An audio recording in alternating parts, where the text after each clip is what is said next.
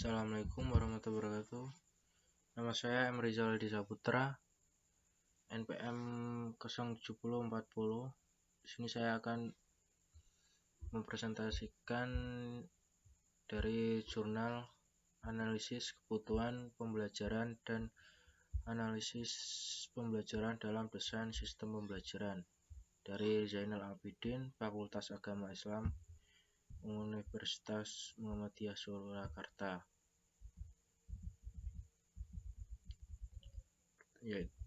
Pertama, abstrak. Desain pembelajaran dimulai dengan identifikasi masalah pembelajaran.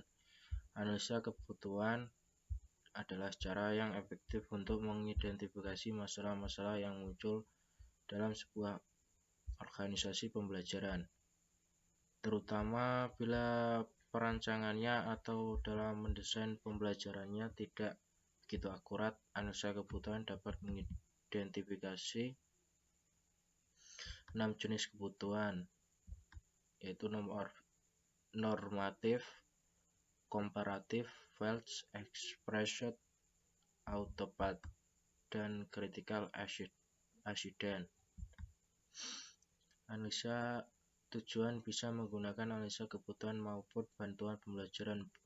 Proses analisa tujuan pertama mengidentifikasi tujuan dan menetapkan, memilih, membuat prioritas.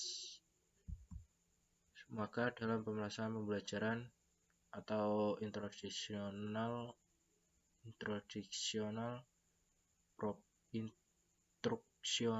problem paling tidak memperhatikan 3 hal, yaitu pertama, sikap yang diharapkan, performance assessment, kedua, menganalisa tujuan, dan ketiga, kebutuhan pembelajaran, need assessment atau analis. Jika sikap-sikap itu sesuai dengan tujuan yang relevan, itu juga sesuai dengan kebutuhan itu sendiri. Pendahuluan mengapa pembelajaran, ada beberapa alasan melatar belakanginya. Pertama, adanya kenyataan hasil yang tidak sesuai dengan apa yang diharapkan. Kedua, adanya perubahan lingkungan atau suasana kerja yang diakibatkan oleh modifikasi prosedur atau instalasi peralatan yang baru. Terus ketiga, pengembangan perusahaan atau industri yang begitu pesat sehingga SDM perlu ditingkatkan. Proses desain sebuah pembelajaran dimulai dengan identifikasi masalah atau kebutuhan pembelajaran dan analisis pembelajaran. Kedua, kegiatan merupakan rangkaian erat yang secara berurutan dan bersama-sama untuk dikerjakan sebelum pendesain merancang pembelajaran. Sedang analisis pembelajaran bentuk penjabaran perilaku umum menjadi perilaku khusus yang tersusun secara logis dan sistematis. Ada 3 pendekatan yang berbeda dalam mengidentifikasi masalah-masalah pembelajaran: analisis kebutuhan, analisa tujuan, dan analisa proses atau hasil atau pelaksanaan. Pertama, menganalisis kebutuhan pembelajaran. Konsep kebutuhan pembelajaran. Kesenjangan adalah sebuah permasalahan yang harus dipecahkan. Karena itu, kesenjangan dijadikan suatu kebutuhan dalam merancang pembelajaran sehingga pembelajaran yang dilaksanakan merupakan solusi terbaik.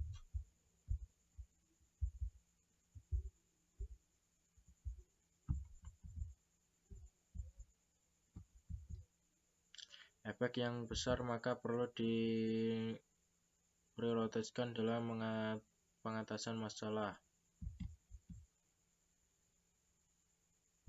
Terus dari mengancam produkan antara kebutuhan dan keinginan identifikasi adalah hal yang keliru. Sebab menurut M. Adwi Suparman 2001 halaman 63, kebutuhan adalah kesenjangan antara keadaan sekarang dengan yang seharusnya dalam redaksi yang berbeda tapi sama. Dari Morrison 2001 halaman 27 mengatakan bahwa kebutuhan need diartikan sebagai kesenjangan antara apa yang diharapkan dengan kondisi yang sebenarnya. Keinginan adalah harapan ke depan atau cita-cita yang terkait dengan pemecahan terhadap suatu masalah. Sedangkan analisa kebutuhan adalah alat untuk mengidentifikasi salah guna menentukan tindakan yang tepat. Oleh karena itu, Kaufman mengajak kita meyakini betul bahwa masalah yang kita hadapi dari M. Atwi Superman, maka jika kita hendaknya kita mengajukan kepada diri kita suatu pertanyaan, apakah pemberian pembelajaran itu dapat memecahkan masalah. Pertanyaan senada antara lain, apa kebutuhan yang dihadapi? Kedua, apakah kebutuhan tersebut merupakan masalah?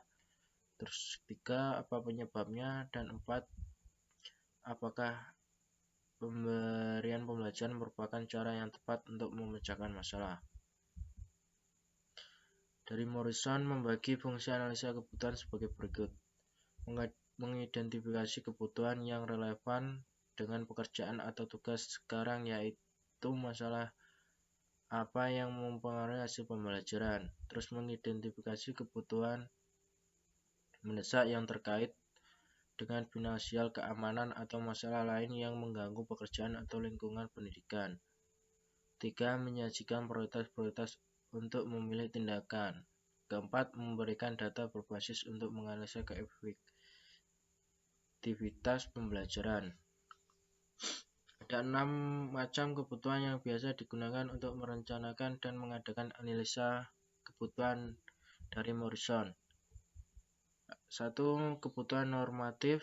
2. Kebutuhan komparatif. Terus 3. Kebutuhan yang dirasakan. 4. Kebutuhan yang diekspresikan. Kelima, kebutuhan masa depan. Dan keenam, yaitu kebutuhan esensial. B. Melakukan analisis kebutuhan. Ada 4 tahapan dalam melakukan analisa kebutuhan, yakni perencanaan, pengumpulan data, analisa data, dan menyiapkan laporan akhir.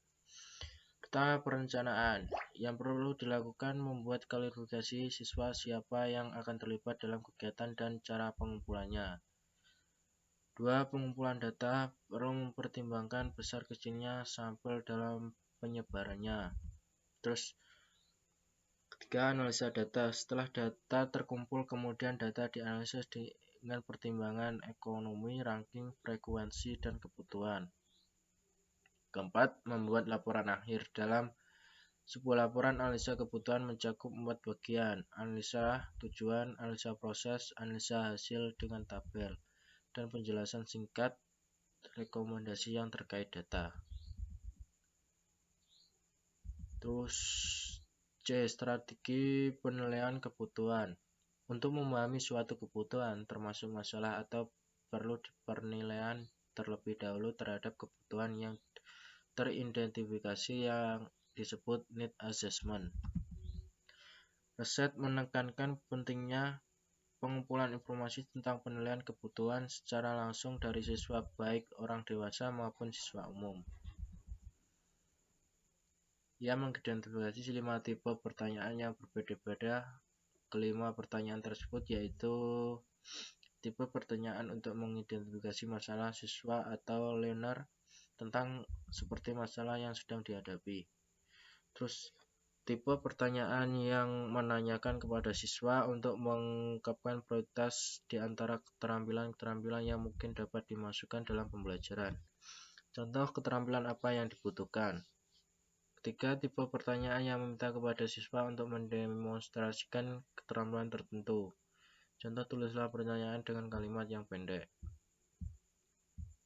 4. Tipe pertanyaan yang mencoba mengungkapkan perasaan dan kesan siswa tentang suatu pembelajaran tertentu. Contoh, apa yang menarik pembelajaran tersebut. Dan kelima, tipe pertanyaan yang memberikan kepada siswa untuk menentukan pemecahan sendiri secara baik.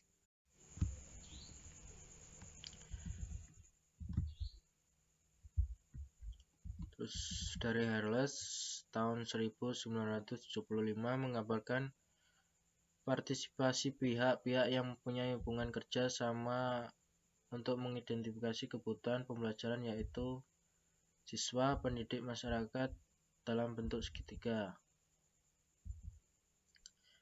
Terus dari Adwi Sparman adalah 8 langkah dalam mengidentifikasi kebutuhan pembelajaran sebagai berikut. Langkah 1, mengidentifikasi kesesuaian hasil presentasi saat ini dengan yang diidealkan. Langkah 2, sebelum mengambil tindakan pemecahan masalah, kesenjangan tersebut harus dinilai terlebih dahulu dari segi tingkat signifikasi pengaruhnya, luas ruang lingkup, pentingnya peranan kesenjangan terhadap masa depan lembaga atau program. Langkah kita yang dilakukan yaitu menganalisis kemungkinan, memisahkan kemungkinan, dan mengelompokkan kemungkinan. Terus ke langkah 4 yaitu menginterview siswa untuk memisahkan antara yang sudah pernah dan yang belum memperoleh pendidikan. Langkah kelima, bagi peserta yang sudah berpendidikan pada langkah ini dikelompokkan menjadi peserta yang sering mengikuti pendidikan. Langkah keenam, kelompok yang sudah sering mendapat pendidikan diberi umpan balik atas kekurangannya dan diminta untuk memperhatikan kembali. Langkah ketujuh, bagi kelompok yang masih jarang mengikuti pendidikan diberikan kesempatan lebih banyak untuk berlatih kembali. Dan langkah ke-8, untuk kelompok peserta yang belum pernah memperoleh pendidikan perlu dibuatkan instruksional yang mencakup pengetahuan dan keterampilan yang diperlukan untuk mengetahui peserta. D, yaitu pengertian analisis pembelajaran. Analisis pembelajaran merupakan proses penjabaran perilaku umum menuju ke perilaku khusus yang tersusun secara logis dan sistematis. Dengan terusnya gambaran perilaku khusus dari yang paling awal hingga akhir. E, macam struktur perilaku. Apabila perilaku umum dijabarkan menjadi perilaku khusus, akan terdapat 4 macam susunan perilaku, yaitu struktur hierarkikal, yaitu kedudukan dua perilaku menunjukkan bahwa salah satu perilaku hanya dapat dilakukan bila telah dikuasai perilaku yang lain. 2. Struktur prosedural, yaitu kedudukan beberapa perilaku yang menunjukkan satu seri urutan perilaku, tetapi tidak ada yang menjadi perilaku prasyarat untuk yang lain, walaupun kedua perilaku khusus itu harus dilakukan berurutan untuk dapat melakukan suatu perilaku umum. Setiap perilaku itu dapat dipelajari secara terpisah. 3. Yaitu struktur pengelompokan, yaitu perilaku khusus yang tidak mempunyai ketergantungan antara suatu dengan yang lain, meski semuanya berhubungan. 4. Struktur kombinasi, yaitu suatu perilaku umum bila diuraikan menjadi perilaku khusus, sebagian besar akan struktur secara kombinasi antara struktur hierarki, prosedural, dan pengelompokan. F. Langkah-langkah melakukan analisis pembelajaran, yaitu 1. Menuliskan perilaku umum yang ditulis dalam TPU untuk mata pelajaran yang sering dikembangkan. 2. Menuliskan setiap perilaku khusus yang merupakan bagian dari perilaku umum. 3. Membuat perilaku khusus ke dalam daftar urutan yang logis dari perilaku umum. 4. Menambahkan perilaku khusus atau kalau perlu dikurangi. 5. Setiap perilaku khusus ditulis dalam lembar kartu atau kertas ukuran 3x5 cm.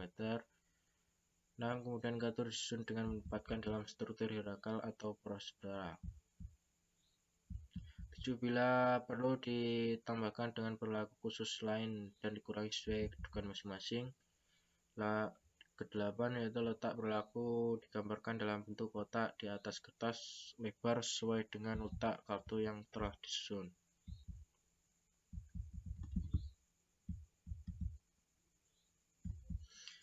Ya, begitu saja dari presentasi saya. Wassalamualaikum warahmatullahi wabarakatuh.